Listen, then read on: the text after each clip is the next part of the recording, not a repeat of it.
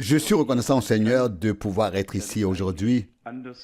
J'avais en fait prévu autre chose. Parfois, cela se réalise. L'homme pense, Dieu dirige. Nous pouvons avoir des projets, mais ceux-ci peuvent soudainement changer.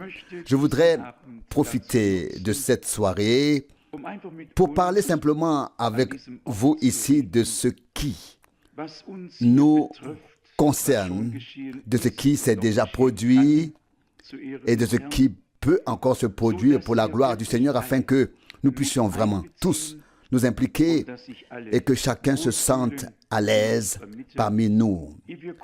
Avant d'aborder brièvement ce sujet, je voudrais souligner à nouveau les 4 passages bibliques que nous avons entendus.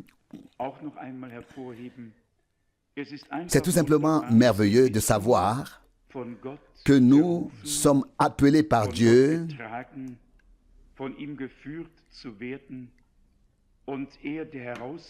portés par Dieu, conduits par lui, et que celui qui nous conduit à sortir nous conduit aussi à entrer.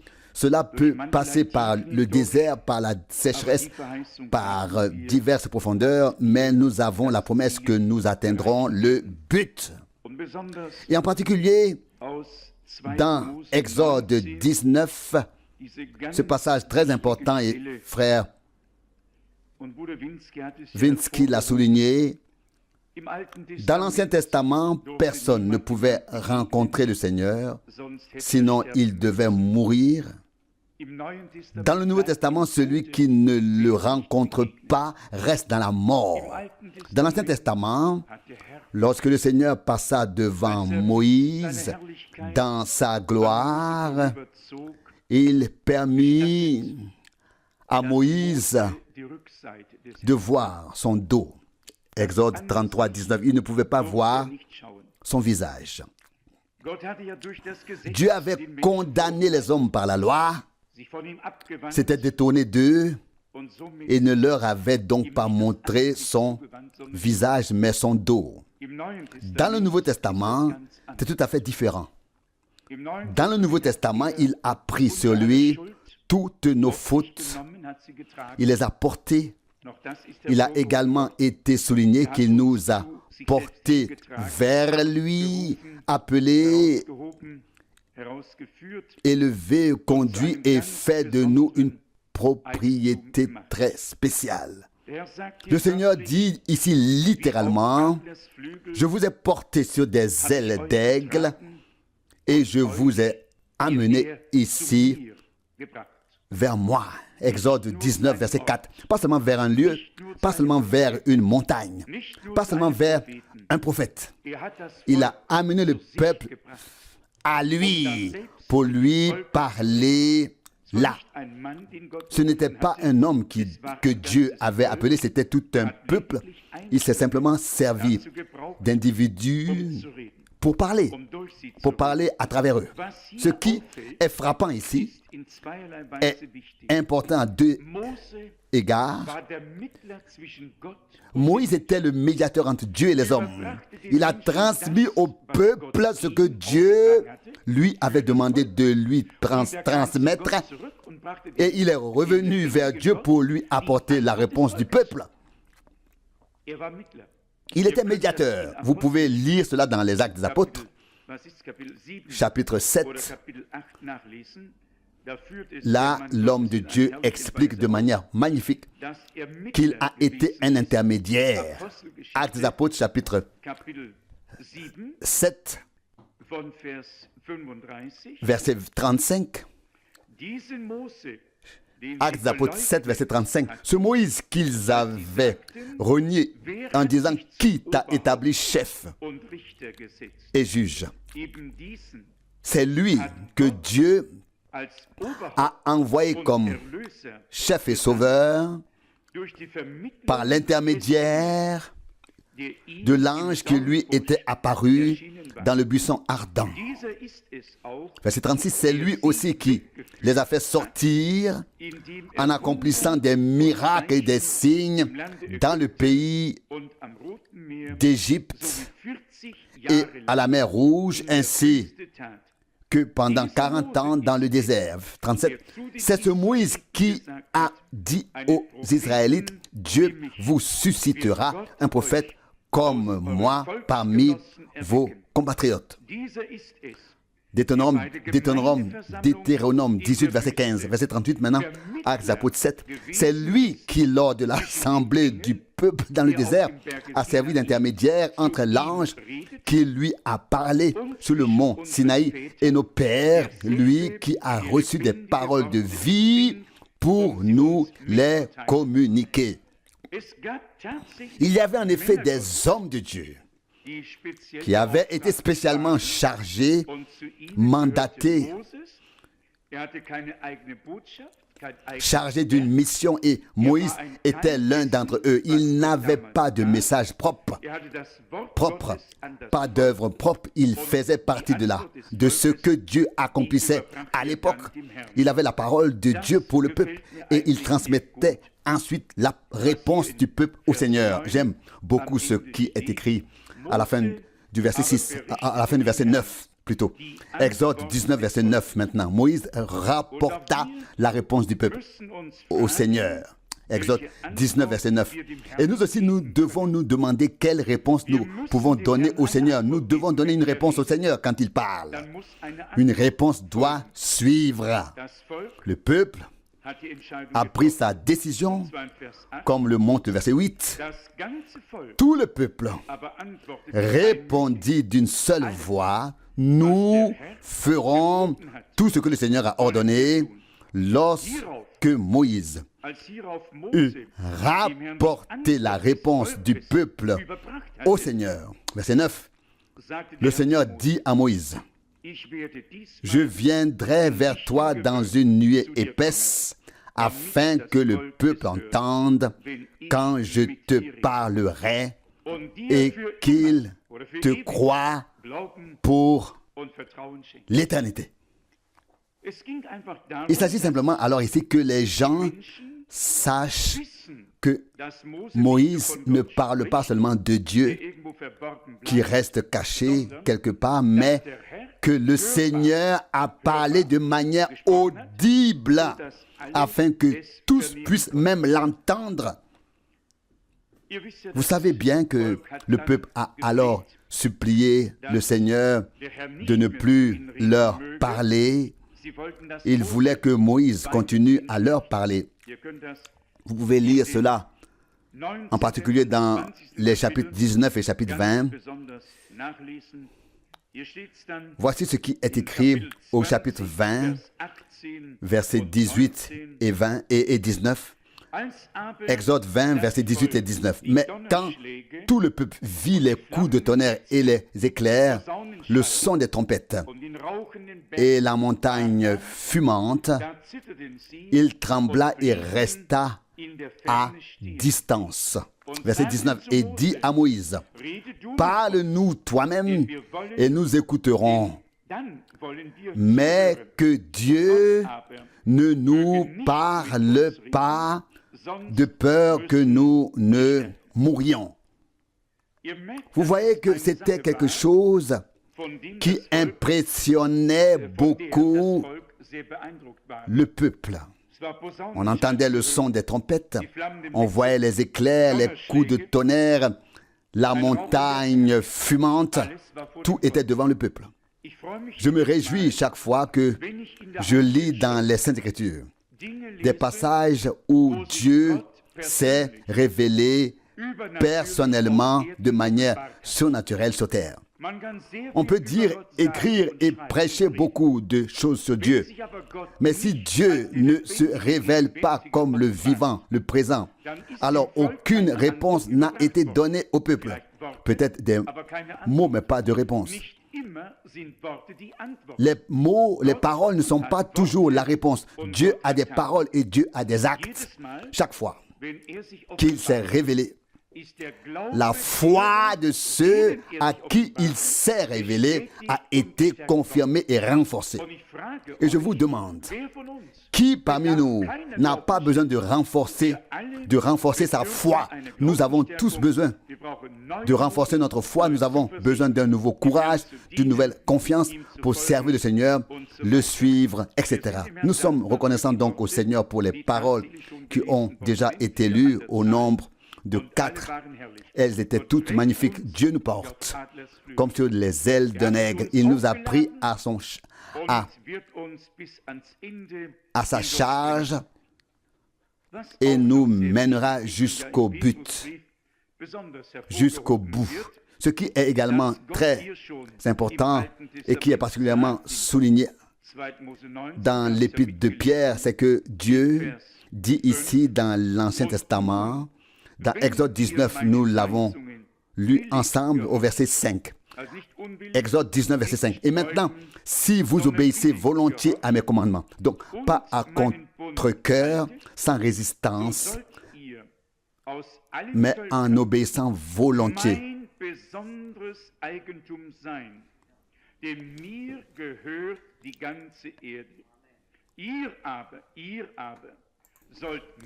Et observez mon alliance, vous serez pour moi alors un peuple particulier parmi tous les peuples, car toute la terre m'appartient. Mais tout, verset 6, vous serez pour moi un royaume de sacrificateurs et un peuple saint. Ce sont là les paroles que tu proclameras aux Israélites. On trouve à peu près les mêmes paroles dans l'Apocalypse chapitre 1. Apocalypse chapitre 1, la deuxième partie, oui, lisons peut-être le verset 5 en entier. Apocalypse 1, verset 5 en entier, oui, le verset 5 en entier. Apocalypse 1, verset 5. Et de Jésus-Christ, le témoin fidèle, le premier-né des morts et le souverain des rois de la terre, à celui qui nous aime et qui nous a rachetés de nos péchés par son sang.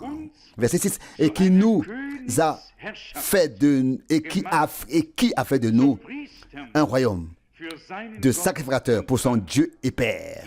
À lui la gloire et la puissance dans l'éternité. Amen. Il nous a créés ainsi, tout comme dans l'Ancien Testament, le peuple d'Israël a été choisi, élu parmi de nombreux peuples.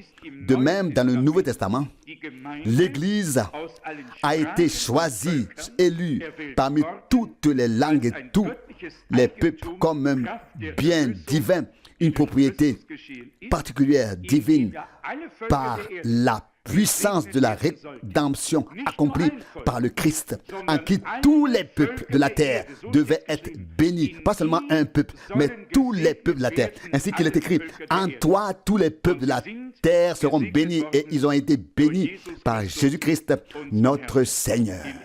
Dans 1 Pierre, chapitre 2, verset 9, il est écrit, 1 Pierre chapitre 2, verset 9, mais vous êtes une race élue, un sacerdoce royal, une nation sainte, un peuple acquis, et vous devez proclamer les vertus de celui qui vous a appelé des ténèbres à sa merveilleuse lumière. Verset 10. Vous qui n'étiez pas un peuple, mais qui êtes maintenant le peuple de Dieu, qui n'aviez pas obtenu miséricorde, mais qui maintenant avez obtenu une miséricorde abondante. Nous pourrions lire les passages de l'Ancien Testament tirés d'Osée, etc., où Dieu dit, « J'ai été trouvé par ceux qui ne me cherchaient pas. Et ceux qui n'étaient pas mon peuple seront appelés fils du Dieu vivant. » En effet, Dieu a déjà annoncé à l'avance par l'intermédiaire des prophètes toute l'histoire du salut qui a ensuite suivi son cours et se poursuivra jusqu'à la fin, selon la parole de l'Écriture. tiré du chapitre 11 de l'Épître aux Romains, au verset 25, une parole que nous connaissons tous très bien. Je pense ici aux personnes qui ont voulu, pour ainsi dire, christianiser de force le peuple d'Israël et qui ont causé beaucoup de malheur. Dieu a un plan pour Israël. Dieu a un plan avec l'Église, pour l'Église. Et il est écrit dans Romains, chapitre 11, du verset 25, « Je ne veux pas, frères, que vous ignorez ce mystère,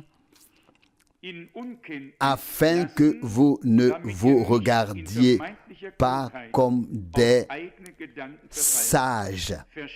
L'endurcissement est venu sur une partie des Israélites jusqu'à ce que le nombre total des païens soit entré. » Verset 26. « Et ainsi, tout Israël sera sauvé, comme il est écrit, comme il est écrit. » Comme il est écrit. Comme il est écrit, ou comme le dit l'Écriture, quoi que l'on veuille y mettre. Verset 26, le Sauveur viendra de Sion, il délivrera Jacob de tout être impie. Verset 27, et en cela se manifestera l'alliance que j'ai conclue avec eux lorsque j'ôterai leurs péchés. Verset 28. Ainsi, en ce qui concerne le message du salut, ils sont ennemis à cause de vous. Mais en ce qui concerne l'élection, ils sont aimés à cause de leur Père. Verset 29, car les dons et l'appel de Dieu sont irrévocables. C'est précisément avec cette déclaration que Paul écrit au verset 33, « Ô profondeur de la richesse, de la sagesse et de la connaissance de Dieu, que ses jugements sont insondables et ses voies incompréhensibles. » Nous ne pouvons pas tout à fait comprendre pourquoi Dieu a aveuglé son peuple afin de nous ouvrir les yeux. Pourquoi il les a retirés afin de pouvoir nous accueillir. Mais il l'a expliqué ici par l'intermédiaire de Paul dès les premiers versets du chapitre 11 de l'Épître aux Romains. Vous pouvez tous très bien lire comment cela a été exposé ici. On pourrait en fait lire à partir du verset 11. Romains 11, verset 11. Je pose donc la question, ont-ils trébuché pour tomber? Certainement pas. Au contraire, leur faute a apporté le salut aux païens, afin de les inciter à la jalousie. Au verset 12. Mais si leur faute a été une richesse pour les hommes et leur retard une richesse pour les païens, combien plus leur totalité, quand ils seront de nouveau accueillis, lorsque Dieu se tournera à nouveau vers le peuple d'Israël, celui-ci sera, comme le prophète Ésaïe le dit, une bénédiction au milieu de la terre pour tous les peuples. C'est ainsi que c'est écrit, et les deux peuples voisins seront alors, en ce jour-là, une bénédiction avec le peuple d'Israël, ensemble. Où cela a-t-il écrit? Qui parmi vous le sait le mieux? C'est écrit ici dans Ésaïe chapitre 19, Ésaïe chapitre 19, du verset 23. En ce jour-là, une route sera tracée de l'Égypte vers l'Assyrie, afin que les Assyriens puissent visiter l'Égypte et les Égyptiens l'Assyrie. Et les Égyptiens serviront le Seigneur ensemble avec les Assyriens. Au verset 24, en ce jour-là, Israël sera le troisième élément de l'alliance avec l'Égypte et l'Assyrie une bénédiction au milieu de la terre. Verset 25. Que le Seigneur des armées a béni en disant, béni soit mon peuple, l'Égypte et la Syrie, l'œuvre de mes mains, et Israël, mon héritage. Et Israël, mon héritage. Vous savez, bien que Damas sera détruite avant le royaume millénaire, et jusqu'à présent, nous avons vu que lorsque l'Égypte a perdu la dernière guerre de manière si massive et que la 6e armée, ou ce qu'il en restait, a été encerclée, si Kissinger n'était pas intervenu à l'époque, ils seraient tous morts. Et depuis lors, ils ont subi la défaite et ils savent qu'aucune guerre contre Israël ne peut être gagnée car Dieu est avec son peuple. Mais ceux qui ne le savent pas encore vont l'apprendre. Et c'est le cas d'Azad. Il ne le sait pas encore, mais il va le recevoir par écrit. Et en effet, lorsque s'accomplira ce qui est écrit dans Ésaïe 17, versets 1 à 3. Et cela arrivera aussi bientôt. Ésaïe 17, verset 1. Prophétie sur Damas. Sachez bien que Damas sera rayé du nombre des villes et deviendra un tas de ruines désertées. Verset 2. Abandonnées pour toujours. Ces villes seront livrées aux troupeaux qui y camperont sans que personne ne les chasse. Verset 3. C'en est fini du rempart d'Éphraïm et de la royauté de Damas. Et le reste de la Syrie sera semblable à la gloire des fils d'Israël. Telle est la parole du Seigneur des armées. Vous pourriez continuer à lire. Verset 4. En ce jour-là, la gloire de Jacob sera diminuée et son embonpoint amaigri. Il y aura d'abord une sécheresse, puis au verset 7, on lit déjà. Au verset 7, en ce jour-là, les hommes tourneront leur regard vers leur Créateur et leurs yeux se tourneront vers le Saint d'Israël. Au verset 8, ils ne regarderont plus vers les autels, l'œuvre de leurs mains, et ne se tourneront plus vers les images sculptées de leurs doigts, vers les idoles et les colonnes solaires, etc., etc. Et ainsi de suite. Que dire à ce sujet? Nous pourrions aborder de nombreux aspects ici. Dieu organisera également un battage de céréales. Comme vous le savez, il est écrit ici dans le chapitre 17 d'Ésaïe. Alors, Ésaïe 17, verset 12. Malheur, tumulte de nombreux peuples qui grondent comme le bruit de la mer. Oui, le bruit de la mer, etc. Et un tumulte de peuples qui grondent comme les eaux puissantes en ébullition. Verset 13. Oui, les peuples grondent comme des eaux puissantes. Vous savez, Apocalypse 17 dit à propos des nombreuses eaux sur lesquelles la femme est assise qu'il s'agit de peuples, de langues et de nations. Et ici, les peuples sont agités comme une mer et ils rugissent. Puis ça continue, verset 13. Mais à savoir Dieu les menace en les réprimandant, alors ils s'enfuient loin et sont chassés comme de la balle sur les montagnes devant le vent et comme de la poussière tourbillonnante devant la tempête. Verset 14. Le soir, la terreur s'abat, mais avant que le matin arrive, ils ont disparu. Tel est le sort de ceux qui nous dépouillent, tel est le sort de ceux qui nous pillent. Dieu rendra un jugement juste. Il frappera les ennemis tout autour.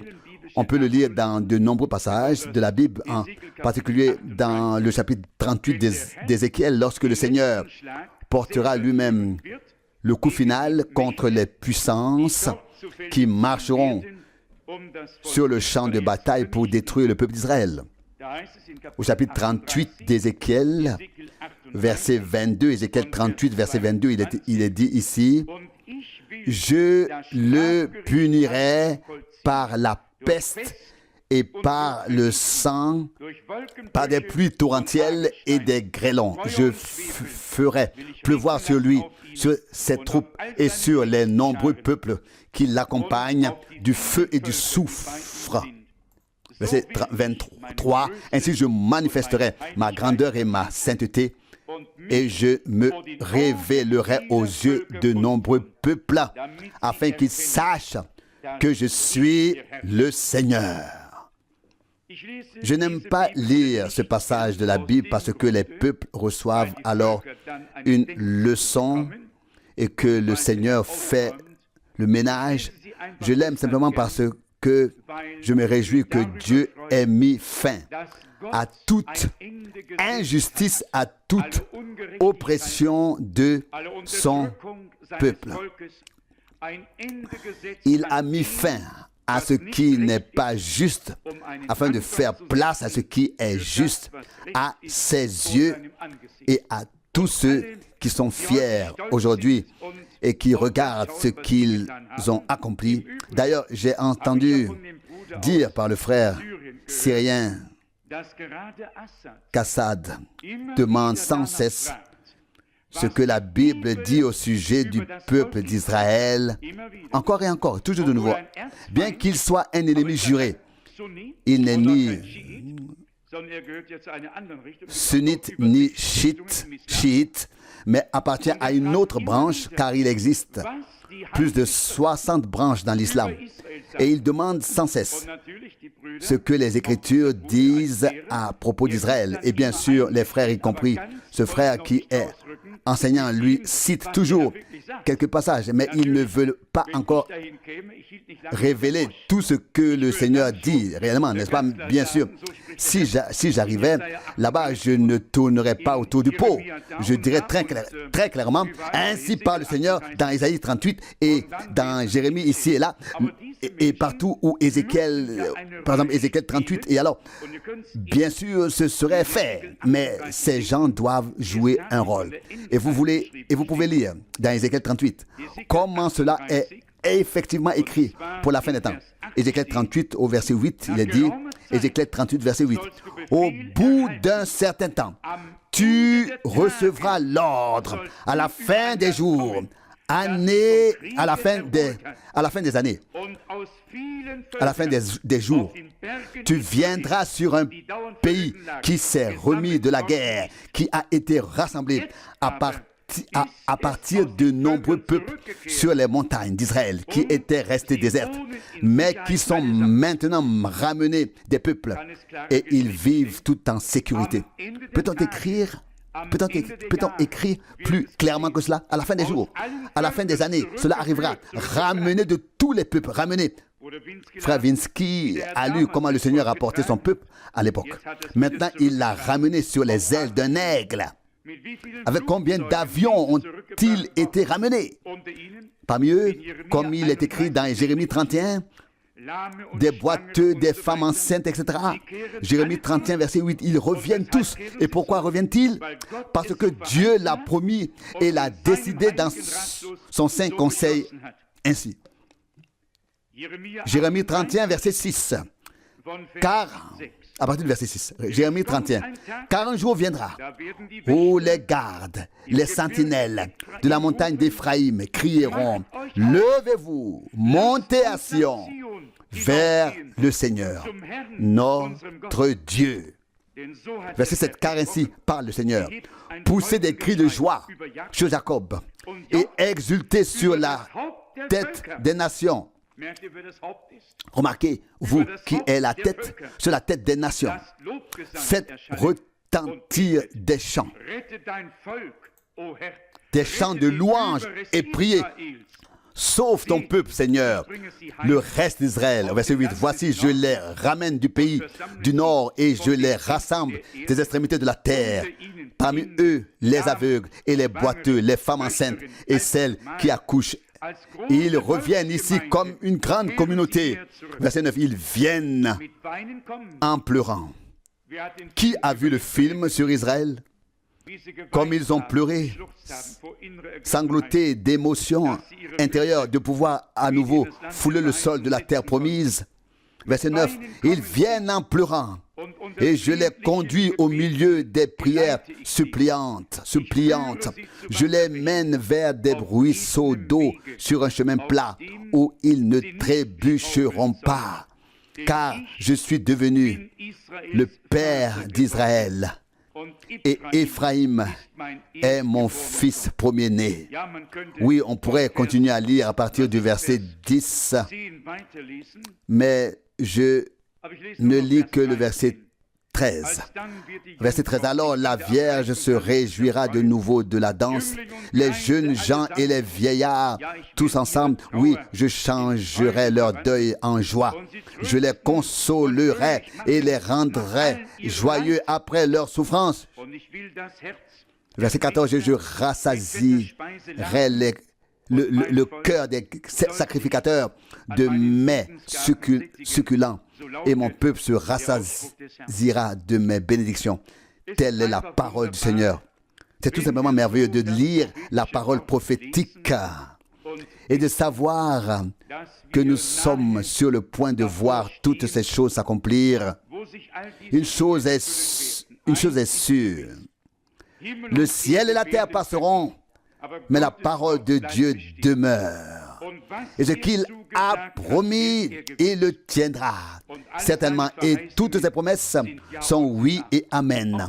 Nous avons également vu cela quelque part lorsque le peuple d'Israël a célébré le 14 mai 1948 la fondation de l'État d'Israël, dansant en rond.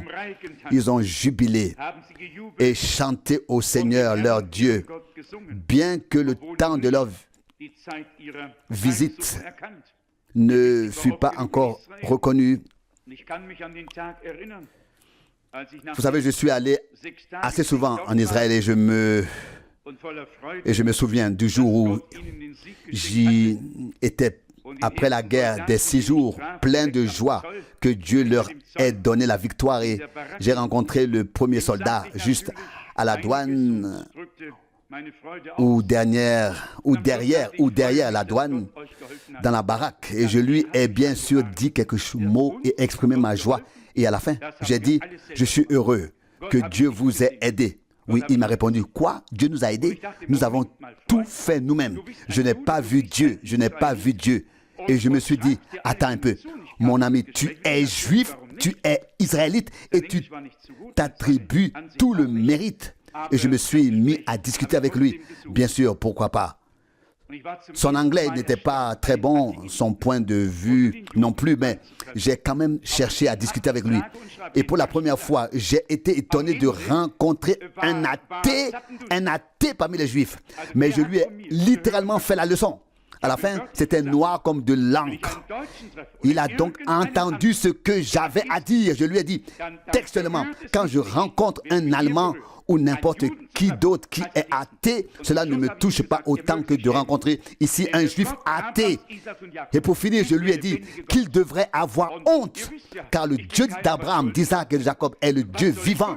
Et vous savez bien que je ne dois rien à personne, alors pourquoi devrais-je avoir peur? Je peux dire librement et ouvertement ce que je pense.